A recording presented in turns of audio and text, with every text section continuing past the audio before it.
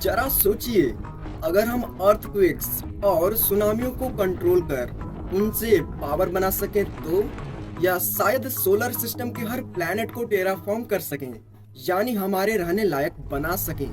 ये तो बस ऐसी कुछ ही चीजें हैं जो मुमकिन होंगी अगर इंसानी सभ्यता यानी सिविलाइजेशन आने वाले कल में और ज्यादा एडवांस हो जाती हैं।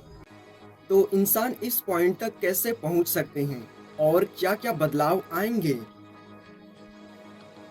और हमें क्यों लगता है कि हम इतना डेवलप हो भी पाएंगे। तो क्या होगा अगर हम एक टाइप 1 सिविलाइजेशन बन जाएं।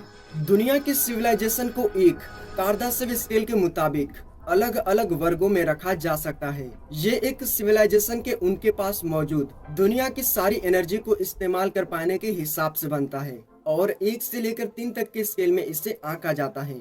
इस वक्त इंसान एक टाइप 1 सिविलाइजेशन तक भी नहीं पहुंच पाए हैं। ऐसा इसलिए क्योंकि इंसान अर्थ पर मौजूद एनर्जी के हर फॉर्म को इस्तेमाल नहीं करते। हम लकड़ी, कोयले और तेल का इस्तेमाल करते हैं, जबकि और भी बहुत से सोर्सेस मौजूद हैं। तो अगर इंसानी प्रजाति इनमें से किसी टाइप के सिविलाइजेशन में इवॉल्व हो जाती है तो क्या बदलाव आएंगे। एक टाइप 1 सिविलाइजेशन का मतलब होगा कि हमारे पास अर्थ की सारी एनर्जी का कंट्रोल होगा। इसका मतलब होगा कि हम फॉसिल फ्यूल्स को अलविदा कर चुके होंगे, क्योंकि ये लिमिटेड हैं और अनसस्टेनेबल हैं, यानी हमेशा इसी तरह चलते नहीं रह सकते, बल्कि हम अपनी एनर्जी की जरूरतों के लिए हवा, सूरज की रोशनी और पानी का इस्तेमाल करेंगे। और क्योंकि ये एनर्जी आसानी से हमारी पहुंच में है, आपको बिजली के बिल भरने की जरूरत नहीं पड़ेगी। एक टाइप 1 सिविलाइजेशन में हम लगातार एनर्जी का इस्तेमाल कर रहे होंगे। ये ऑक्सीजन जितनी ही जरूरी होगी। हम नेचुरल डिजास्टर्स यानी कुदरती आपदाओं का भी अपने फायदे के लिए इस्तेमाल करने लगेंगे। सुनामियां एनर्जी बनाने के काम आएंगी, और अर्थक्वेक्स की मदद से हम दुनिया के कई हिस्सों को टेराफॉर्म कर सकेंगे, क्योंकि हमारे पास प्लेनेट के सारे एनर्जी सोर्सेस का कंट्रोल होगा। हम मौसम को भी कंट्रोल कर सकेंगे। अगर दुनिया का एक इलाका सूखे से गुजर रहा हो तो हम बारिश लाने वाले बादलों को वहां भेजकर उस जगह को वापस जीवित कर सकते हैं। इंसान ग्लोबल वार्मिंग को भी अलविदा कर सकते हैं, क्योंकि हम एटमॉस्फेयर को वापस कार्बन न्यूट्रल बना सकते हैं और अपने प्लेनेट के तापमान को कंट्रोल कर सकते हैं। नेचुरल डिजास्टर से होने वाली मौतें कम हो जाएंगी, क्योंकि हम पहले से ही अनुमान लगा सकेंगे कि वो कब और कहां दस्तक देने वाली हैं। और इतना ही नहीं, हम अर्थ की उन जगहों पर भी रह सकेंगे जिनके बारे में हमने पहले कभी सपने में भी नहीं सोचा था, जैसे कि पानी में, या ऐसे क्लाइमेट में जो इंसानों के लिए एक समय पर ठीक नहीं हुआ करता था।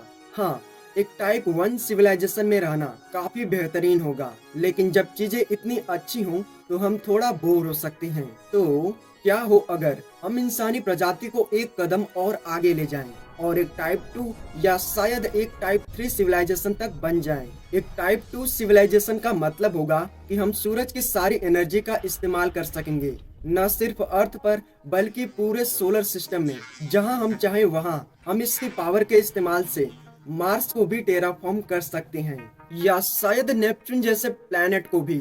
एक टाइप 3 सिविलाइजेशन बनने से हम गैलेक्सी की सारी एनर्जी को इस्तेमाल कर सकेंगे, और क्योंकि कार्दाशव स्केल 1960 के दशक में बनाई गई थी, साइंटिस्ट्स अब एक मुमकिन चौथे और 5वें टाइप के सिविलाइजेशन के बारे में भी बात कर रहे हैं। यहाँ चीजें थोड़ी पेचीदा होने लगेंगी। साइंटिस्ट इसे पूरी तरह से डिफाइन कर पाने के लिए तैयार नहीं है, क्योंकि ये फिजिक्स को लेकर हमारी मौजूदा समझ के बाहर है। पर यह कहना गलत नहीं होगा कि इनमें से कोई भी सिविलाइजेशन बनने से हम पूरे यूनिवर्स की सारी एनर्जी को इस्तेमाल कर सकेंगे और उसे आसानी से एक से दूसरे जगह ले जा सकेंगे।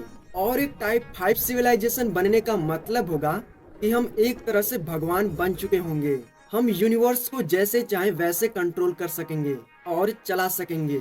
ये नहीं कहा जा सकता कि हम सिविलाइजेशन के इन नए लेवल्स जितना इवॉल्व होंगे या नहीं, पर जानकार आमतौर पर मानते हैं कि इंसान अगले लगभग 100 सालों में टाइप 1 तक पहुंच सकते हैं। लेकिन ये तब जब हम ये मानकर चलें कि इतने लंबे वक्त तक इंसानी प्रजाति बनी रहेगी। जिस तरह से ग्लोबल वार्मिंग बद से बदतर होती जा रही है और इंसान उसे रोकने के लिए जल्दी और सही कदम नहीं उठा रहे, ये नहीं कहा जा सकता कि आगे क्या हो सकता है।